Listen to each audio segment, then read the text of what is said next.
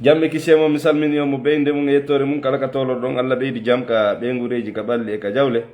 haray ko fi o wadayya haray haton jimbe telemma Conakry vraiment appel ji no wawi wa marmalle mi wata sifade ono wonirbe Conakry Bascotte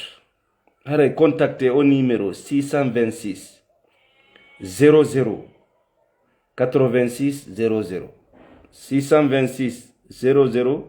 86 00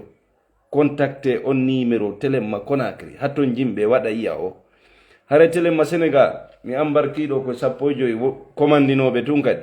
kono ko goto pete mon addi mbuddi haray koy cippoto ka wondo on ka binde garvatir don haray koy juude makko ko woni wonde kala mon addudo mbuddi min jaabondiri o wawa koy hendade haray ko wonando en bommari son ko woni koy jogade mo pikini no landino didoy mo maris kadi mo parcel mo kermasa mo bentedi mo bommaris marché Thiaroye nord foire almadi manda e tadua awa contacter lan kisan daro no yara non dumon are ko aysa wadi do yewtere don andi non bani adama fop no weli yewtude si wona enen witi be julbe jogiibe faamuji go faamube kambe hunde be ko be mari responsabilité ngurnan ko woni wo ko Allah den non be yewtota ko fes kala andudo ko den hakkille o jogi wato ndaaru dum do parce que ko fiinde fatunde o bandira aysa santé bote wadi do yewtere de mari problème sérieux mi commentaire ji kadi jiwbe go ton mi arta e mudum kadi mi hedintino yewtere den sensibilisation parce que o do no doit fejjude kono mi inni ko dum do nafata fu si tawno en ala responsabilité hay hunde ko wadi wo ko Allah nde aratano nde cippotano ko de Allah addatano ne laabe o ne latano hayye goto on a une responsabilité dans notre vie ngurdam men dan fop majja hide mari responsabilité ko enen andi on no fala wuride e ko no fala mayirde hide mari responsabilité piji dim fu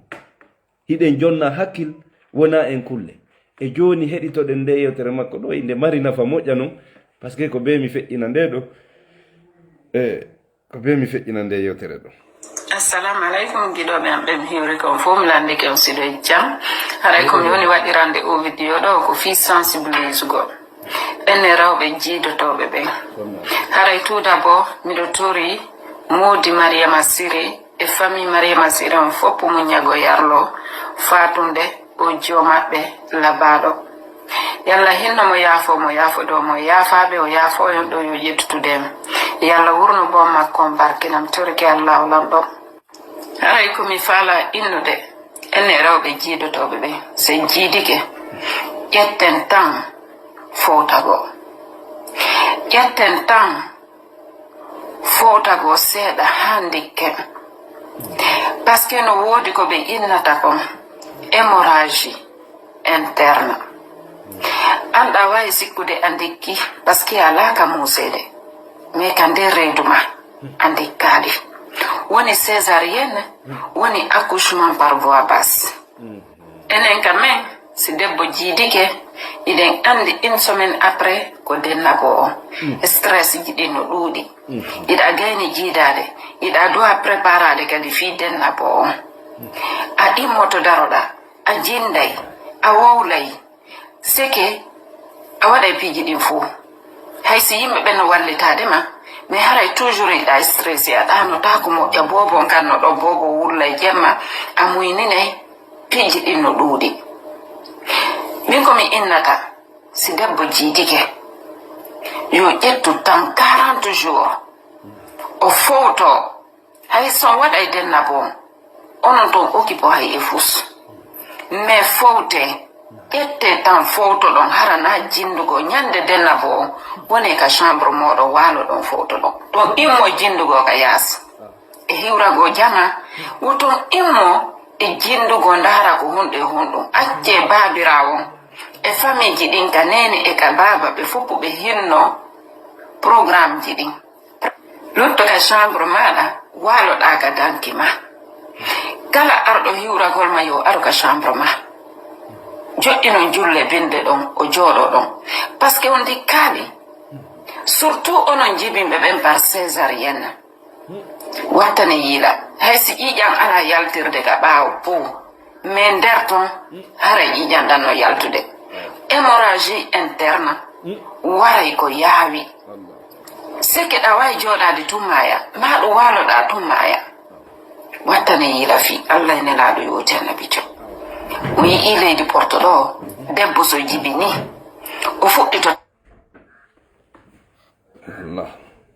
koɗen ha 2 mois et demi on timma congé maternité yandi o haraymo ka suuduimo dantade ɓiɗɗo makko imo fowtade ko ɗum ɓennayi hay rapport ji ɗin sa jibini au bout de 2 mois woni par voie basse woni par césarienne wona avant 2 mois parce que avant 2 mois no wawma provocande o hémorragie interne et puis haray organe ji ɗin fof ka reedu wattaki ka place mum donc ko yon ƴetto tan hay haɓɓugo rendu ko yon habbo ha 2 mois on timma parce que so yehi ka kine e leydi porto ɗo ɓenna yon woton haɓɓu rendu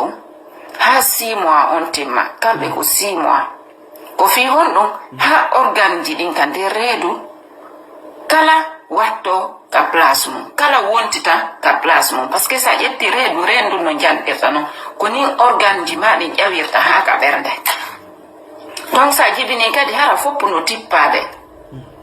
ko kala wona ka place mum donc ƴette tan fowtagol ha 2 mois on timma hara na dogugo na gollugo miɗa andi rewɓe gono toon ɓe mara choix ko ɗum waɗi kadi accugo espace ɓiɓɓe ɓen no moƴƴi hano par ce que sa jibini oɗa buude enna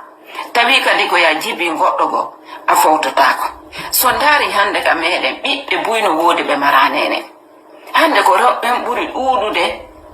ka mayde ɓuri worɓe ɓen rewɓe no mayirde nin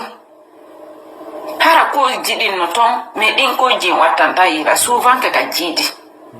wattane yiila fi allah ene laaɓe woti annabijo so ƴetti reedu ha on jibini woni ha 2 mois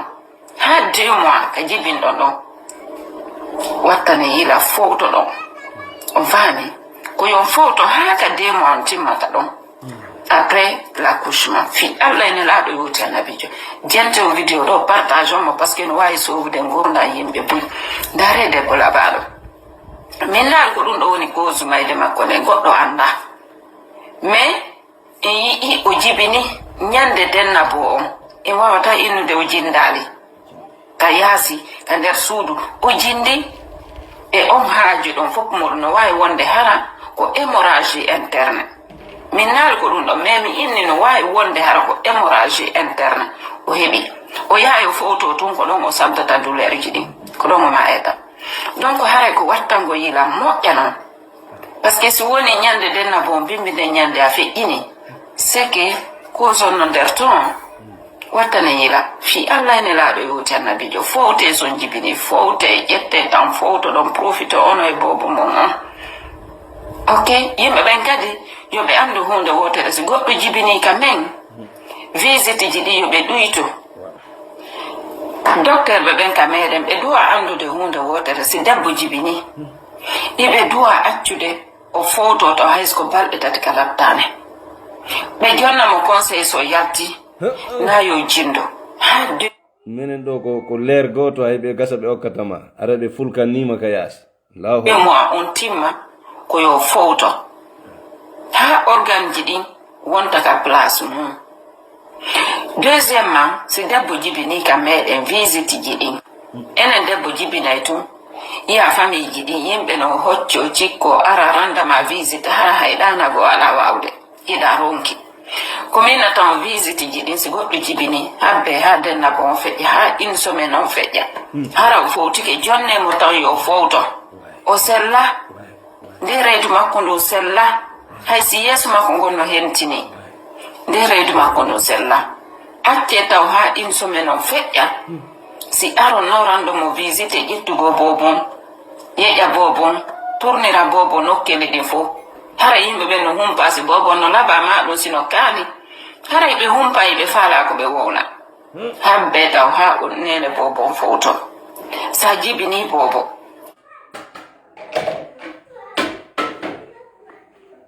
jawma ɗi appel ji mon ha 2 mois on feƴƴa aɗa waka yawde jinda hay e nokku wattane yiɗa yande mi jeeji on fi Allah nelaɗo e woten ɗaɓijo yiɗe hoore mon yiɗon ɓiɓɓe mon ɓen haray on nani nde ɗo yewtere ko waɗuɓe leyɗe porto jiidi toon woni yewtude bandiraɓe men ɓen ɓay noon enen ɗo réseau ɗo a yiyata page ji médecin ɓe yewtayɓe ɗengal fulfulde sensibilisa fof ko be yaha ka hôpital kono vidéo woyno waɗe ɗo koye sooway gurdam kono noon ko ɗum ɗo nafata kadi wona ƴettuɗo waɗi ko woni wo ko Allah waɗi de o debbo momin yiiɗo ñande inde bobo momin yiino jinda ɗo pellet sa yi'imo no darori noon a wiyay tout va bien elle va bien ɗo alhamdoulillahi o hettike jaam e jaka taway nder ga on goɗɗum no taw reedu ndu lebbi 9 goɗɗo no sowi o jibina tawata ko yontere ko yo immo e girdi e jaadigi ɓe anno ari ɗo mi heɓali ñiiri on ɓeeɗa tawa stress komi fenan tawan no mi woni yirde inde boboji men ni vraiment c'est trop e ko gonga mo jiidige koyo fowto e hayɓe on ɓe heɓude jaka o yanu reedu hay ko reedu ndu 2 mois jaka haray rendu no hatto jini e fowtagol e ƴelɗe debbo no hatto jini e fowta ara yakka seede men ɓay noon enen wawo maayi balle mum lanni kono sabuji ɗin no toon kowoni warde yimɓe ɓen ko en dartay ɗum sen daari gonga goɗɗo go Arabie Saoudite wo duuɓi no feƴƴuno sa yi toode ɓiɓɓe ko maayeyno kon e nini ko samori kon goɗɗo go noon ko ɗum wonno yewti ɗo nene hari Allah imo wonno pré warugol on saayi ɗo moƴƴa e o saayi ɗo ka gandal woodi science woodi toppitagol woodi dankagol woodi e ƴettugol précoce ji ɗin fopp fino bobon e nene on daɗira e fewndo hari gandal ɗum ala eni hari Allah ko pré warugol on saayi ɗo e ngal ɗo wona pré ko mentalité bonni fimen ko woni wo ko Allah waɗi hara piiji ɗin ko ene woni responsable haray ko yon dartu ɗum onon aroɓe visite ji ɓe rewɓe jibinɓe kesum yen andu wona jibingol ngol to woni o tigi hettike ɗum ɗo noon no ɗuuɗi Mariam Siré ɗo façon ɗum no ɗuuɗi wona ɓe fembanede ñande denna bo yiyaɓe ina tout va bien fulkanneɗo yehi tu wona ɗon balɗe tun nani o tigi fatiki jiɓoɗa wo ko no woni sabode jiɓoɗa wo onon kadi o wowliɗo wonɓe jokkidirde ñande o ñande minen mbeɗe andi ɗo yeytaɓe sa acciral ni a hawta e lakara woni sa acciral ni heɓugol a yahay woni lakara waɗe hakkil wona en kulle nono Allah wiwa tan waru ɓiɓɓe mon ɓen e planning on no ƴawri ɗo on landoto karamo ko ɓen ɓe détaillana on ɗum bandiraɓe ko ɗum haray min mari komi holla on hiɗen mari responsabilité e gurdam men ɗan Allah no landi en goɗɗum himo jonni en goɗɗum sina ɗum o addatano ɓurana o yewtatano en hay hunde o accidayno en ko woni konko woni wo ko kanko waɗi aray ɗum ko teddungal mum aray dobboje ɗe waɗe commande ji mon ɗin kadi ka 628 01 35 04 628 ko yon hittinnongoy mo ɓe heɓa mawɓe mum gotal suuma yon ari 628 01 35 04 628 01 35 04 628 01 35 04 waɗa yawon telemma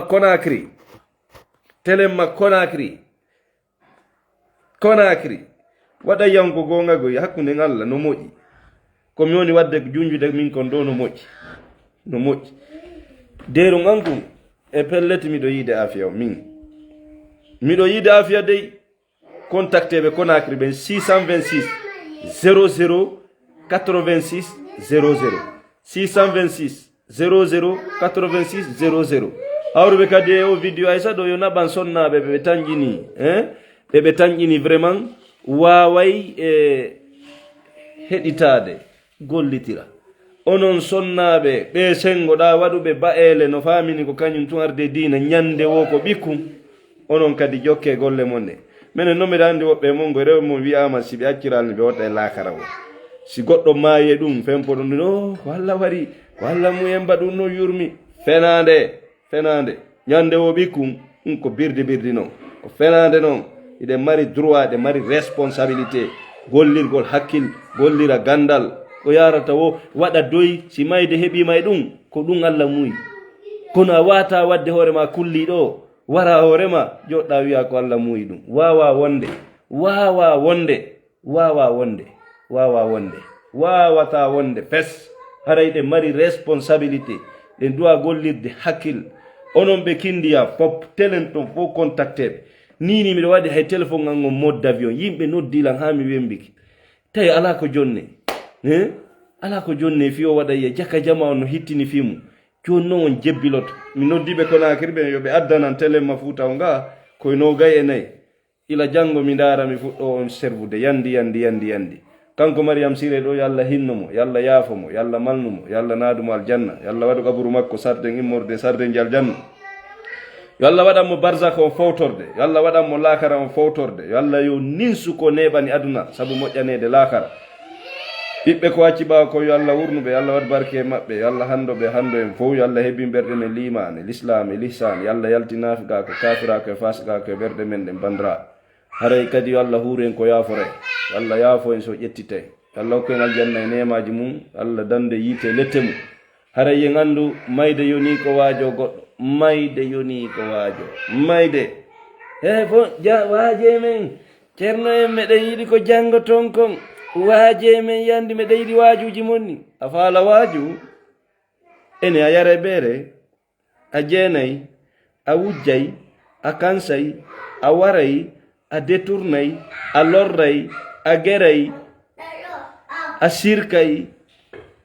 kala bone mo waɗata a faala waajitade yehi ka berɗe yahu ka berɗe tentini berɗe tawata no waɗa ɗon hay duuɓi o tigi ɗin nde o mayiri yehi to yiya sa yehi ton arti a waaji ha to jina jangude mayde nden ko pratique wonande waaja gollen fof oji oɗo avec ses plein objet projet ɗum e vision hande o yehi ɗum darnete an darnatama ƴakkay tew yaray ji partage go photo ɗo j'arrive pas croire ala vila woɓɓe ara no ɓanni si no yara ɗo mayde ko aduna e ɗo tigi d'abord goɗɗo yiɗete ha kono so a naati kaso ɗo o wiyata ɗo ɓay miɗo yiɗimo wattide men ton no ko giɗo anni ko menen wondata nder ton aduna ɗo giɗo ma ɓiɗɗo ma reedu ɓengu ma mo ɓurɗa nene ma jaa mi yaali wiyo joni awa min ɗo min oɗo ko giɗo on acce men wonda ton awa kaka kaburu mo mayani hoore mum min ko ɗum on philosophie ɗon mi jogi kala kami yehi fatunde yiɗamiɗo wulla wata sikku ko lo'ere wolla wullinde ma ko mayɗo mi woni wullude mi wullata mayɗo de min ko hoore am mi wullata hankini mi yehi fatunde min fayda ko yiɗala o na wonɗo mayɗo déjà il a vu la réalité parce que komo maayi yi'a yawma tarawna al malaika buy karamo ko buyno yi ko si mayde ngari la busura yawma izil lil mujrimin ñande yiɗo malaikaji ɗin ñande onon e majji waɗɗon face to face nde ñande welo ala goy ñande welo ala wonande bandiji ɗin accumi walla ma ala winda ɗo commentaire ji yimɓe layi fuɓe haray nde ñande welo ala na wonande criminel ɓe haray mayde nden yoni ko waajo en ummu bari kadi rewɓe jonne conseil acci joni ndiron conseil waɗon plateforme ji ayru gonga no wawi wonde médecin ɓe goo ko théorie o wolta onon noon ɗo wuuri pratique on Oumou Bari o windi tout à fait j'ai accouché en Chine je n'avais pas de problème tout allait bien mais les médecins m'ont fait comprendre que je dois rester à l'hôpital pendant une semaine car rien ne me fait mal. J'ai plaidé au 4e jour de me laisser rentrer à la maison, comme rien ne me fait mal. La réponse, nous avons besoin que tu nous dises rien ne te fait mal. Tu es sous vidéosurveillance, donc il faut une semaine avant de rentrer chez toi. Oumou Bari. Awa menen non labe do min nyande be ngwanji bin. Ne wontano do leer goto di wona kadi o ƴette de e joɗɗine nokkugo ko yo dara no hoore makko ya ko yo joge wadde o ƴawne oto e bobo on kummen hotaka suudu place ala nde ñande mi yiɗon ko fandi o sappo e ɗiɗo ɓe deedi mum seeka wallahi ko gonga sante bote mayde nden no jaali e rewɓe ɓen telema o jibingol angal surveillgol ɓe toppitoɓe wallitoɓe addam instrument ji kelluɗi civisme kelluɗo sage femme en foppo éducation ala yurmede ala si debbo yehi jibingol ɗon o sonki e maɓɓe so nanuɗi ɓe harale woɓɓe ko dikkuru naniɗi ɓe wolanta on tigi ɓe wata moraliser ɓe wata sensibiliser o tigi jonnamo courage jonnamo force ko humiliation total tum ɓe wawimo waɗande haray ko ɗum tora ɗon fowte o yi o sonnajo ɗo kadi ko windi kon ɗum ɗole koye leydi chinois yimɓe heferɓe yimɓe ɓe anda Allah goy wo Allah maɓɓe on ko mooni mbuuɗi ɓen debbo si jibini o waloto ɗo yontere o fowto on nani bandira o mawji accitelam wiya menen inde bobo ko yontere hoore mon gonga sante botte yo ɓuran on inde bobo pelleti goɗɗo duwaka mayde fi jibingo mayde fof no yurmanmi kono nden mayde no yurmanmi fi jonnugol gurdam goɗɗo duwaka perdude gurdam mum si précaution joni ƴettama si gandal joni gollirama si yurmede joni gollirama si moyen joni gollirama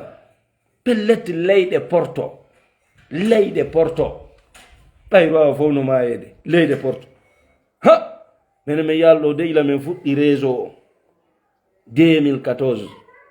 meɗen ɗo waɗa vidéo ji humpodira partout min yaali ɗo ka debbo min toon posta ɗo mayiɗo e fiijibingol min yaali ene ajara ko enen tum warata question milandi ajara ko rewɓe men enen jibinoɓe ɓen tu warata e o ko lannu balɗe woni ɓe warde question ko lannu balɗe wonɓe warde lannu jaɓu ɗum par ce que ilami on ɗo 2014 min miɗo ka live ɗo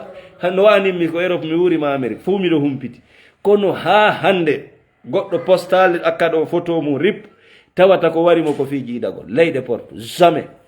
fi hon ɗum précaution ji ɗi fof no ƴetta no nene bobo on daɗɗira eno ɓiɗɗon daɗɗira min fi hon ɗumen même ici en Europe après l'accouchement tu vas rester 3 jours si tout va bien tu sors au cas contraire tu restes ɗum noon fof 3 jours mene hakkude Allah ko leer hay ko mo reedi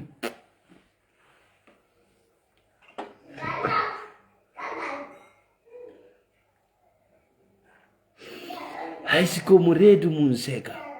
nandi ɓe alanamo place si ɓe hawji tun non ala ɓe ɗo fi 90 000 sa yoɓi 90 000 ma o ɓe hendi kadi dankunkun hay siko honɗum tiguɗo awa a duwa kanebude ɗon sago maɓɓe koye a yawkisan goɗɗo kadi ara waalo sago maɓɓe koye a yawkisan goɗɗo kadi ara waalo ɓe heɓa mbuko koy par ce que ko ɗum intéresse ɓe. J'ai fait 13 ans en Belgique une seule fois de mort suite à un accouchement. Eyo ɓeɗo wo balde keñe ko ɓe waɗi duuɓi 13 e leydi Porto ko nde wotere pet ɓe humpiti fatunde sonnajo tawata koye fejjide awa joni mi lando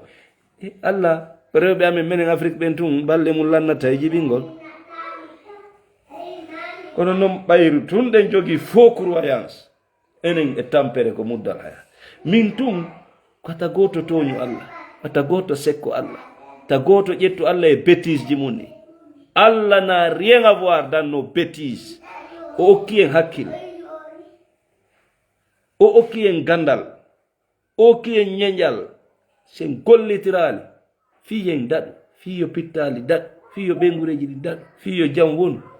ala fusko toñiren allah ɗo non allah windino allah ko kanko waɗi oye na kanko portoɓe kono min noon oɗa sayi arabie saoudite hay ko yewtere wanno o wi arabie saoudite dans les années 1980 et quelque 70 1970 il y avait beaucoup de morts maternité ɓikkoy maaya rewɓe maaya e jibingo o wi joni noon hay 1% ala mayde oyni eni hari allah ko pré wargol ɓen ɗon ɓen ɓiɓɓe ɗon e ɓeɗo joni o wona pré wargol ɓe tawi ko wonɗo yewtude fi jogiiɓe ɗe haqqille e an min ɗe jogiɗen ɗen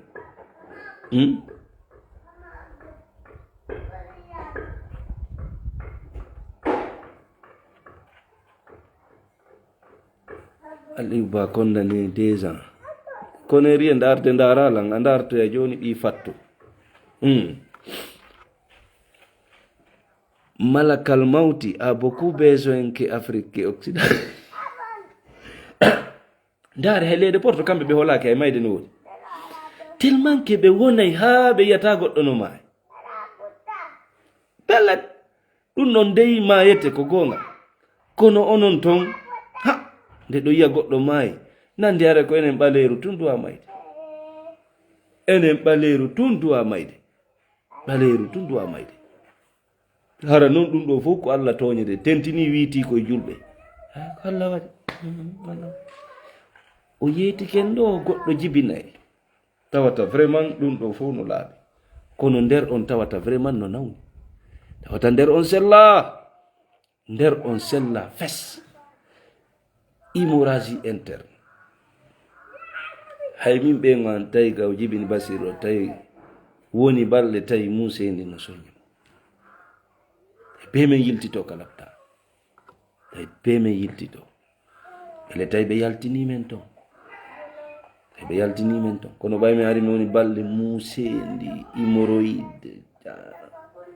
hay be men yiltito traitement ji waɗe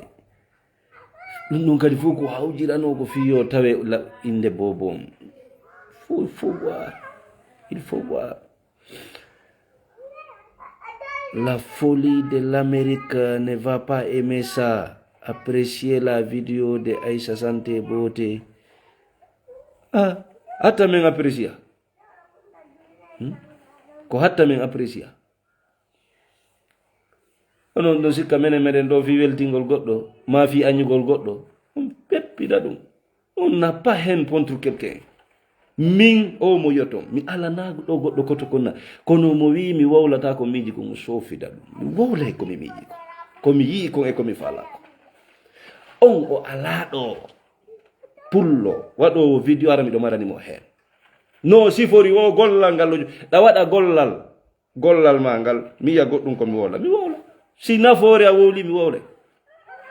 si a waɗi komi tañƴini on dasa mi wowlay kono sa sikki miɗo añuma ma mi jogan c'est ton cas c'est ton problème gurdam ma ndaralan gurdam a ndarama ala laytinde koje mi alama laytinde mo be no jokki layfu mum ɗo ko ɗo fottindini mo be jolle fiino e men le komin fotti jama o ko teddungal sida hooli ɗa bewi accu ha fotte wiya ala nima on tuma mi hollete goɗɗum so tawi ɗa bewi ɗa hooli wondema woɗo wona fi téléphone woni accu ha fotte ñaaka pay fiksala guite inna ala nima on tuma seeɗato on tuma mi andinte ha komi woni hardane ɗon min kadi accu mi dara no wolede fi Aliou Ba ɗo mi anda ko on ɗum si tawi justice on confirmé accu mi ara mi darata